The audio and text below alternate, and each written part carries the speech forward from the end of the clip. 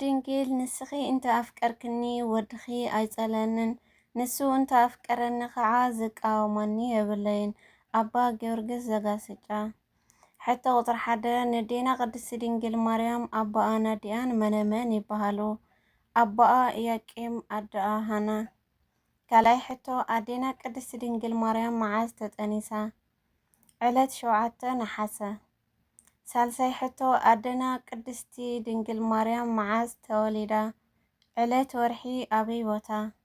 ጉንበት 1 ኣብ ደብረ ሊባኖስ ተወሊዳ። ራብዓይ ሕቶ ኣዴና ቅድስቲ ድንግል ማርያም ናብ ቤት መቕደስ ዝኣተወትሉ ዕለትን ወርሕን? ዕለት 3 ወርሒ ታሕሳስ። ሓምሻይ ሕቶ ኣዴና ቅድስቲ ድንግል ማርያም ኣብ ቤት መቕደስ ዝምግባ ዝነበረ መልኣክ መን ይበሃል? ቅዱስ ፋኑኤል ይበሃል። ሻድሻይ ሕቶ ኣዴና ቅድስቲ ድንግል ማርያም ኣብ ቤት መቕደስ ክንደይ ዓመት ጸኒሓ? ኣብ 3 ዓመታ ኣትያ። ኣብ ቤት መቕደስ 12 ዓመት ጸኒሓ ኣብ 15 ዓመታ ወፂኣ። ሻብዓይ ሕቶ ነዴና ቅድስቲ ድንግል ማርያም ብድንግልና ጠኒሳ ብድንግልና ከም ትወልድ ዘበሰራ መልኣክ መን ይበሃል? ቅዱስ ገብርኤል ይበሃል። ሻምናይ ሕቶ ኣዴና ቅድስቲ ድንግል ማርያም ክትስደድ ከላ ምስኣ ዝነበሩ መነመን ይበሃሉ? ዮሴፍን ሰሎሞንን ይበሃሉ።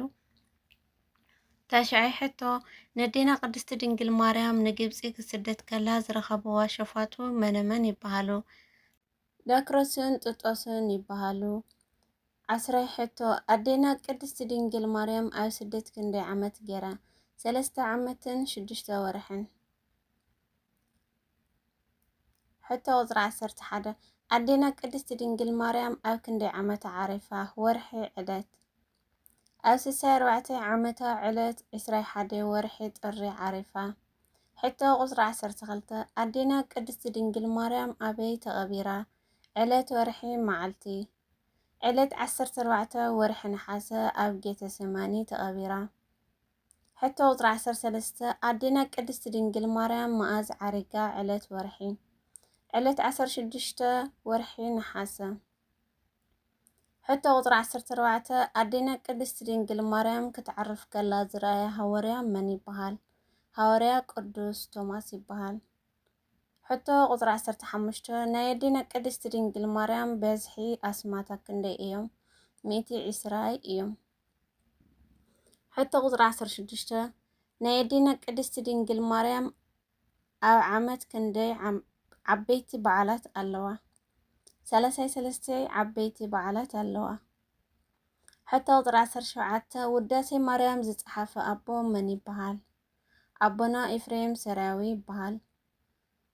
ሕቶ ቁጥሪ 18 ዓንቀጸ ብርሃን ዝጸሓፈ ኣቦ መን ይበሃል? ቅዱስ ያሬድ ማህሌታይ ይበሃል። ሕቶ ቁጥሪ 19 ይወድስዋ መላእክቲ ዝጸሓፈ ኣቦ መን ይበሃል? ኣባ ጊዮርጊስ ዘጋስጫ ይበሃሉ። ሕቶ ቁጥሪ 20 ስነ ጎልጎልታ ዝጸሓፈ ኣቦ መን ይበሃል? ወንጌላዊ ዮሃንስ ይበሃል። ሕቶ ቁጥሪ 21 ቅዳሴ ማርያም ዝጸሓፈ ኣቦ መን ይበሃል? ኣባ ሕርያቆስ ይበሃል።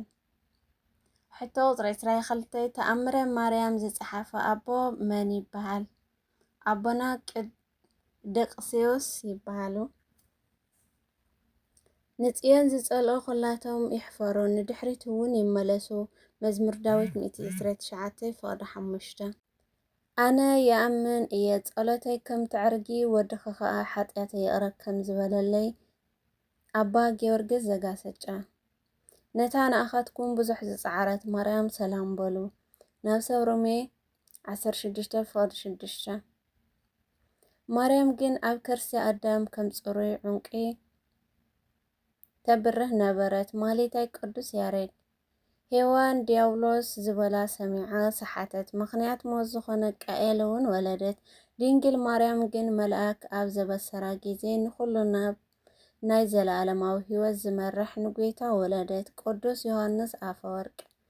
ሞት ብሄዋን መጸ፣ ህይወት ድማ ብድንግል ማርያም ኮነ። ቅዱስ ጀሮም ብምኽንያት ሔዋን ገነት ተዓፀወ ብድንግል ማርያም ከዓ ተረሓዋ።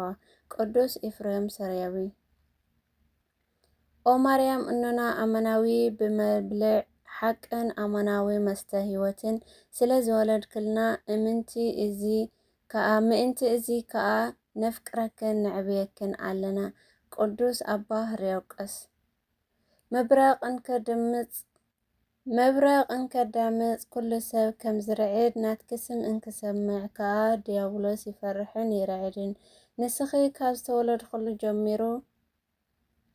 ጀሚሩ ዕረፍቲ ስለ ዘይረኸበ በኣኺ ሓመመ፣ ብስቕለት ወድኺ ተሳቐየ። ስለዚ ከዓ ካብ ፍጥረታት ኩሉ ንዓኺ ይጸልእ። ኣባ ጊዮርጊስ ዘጋስጫ።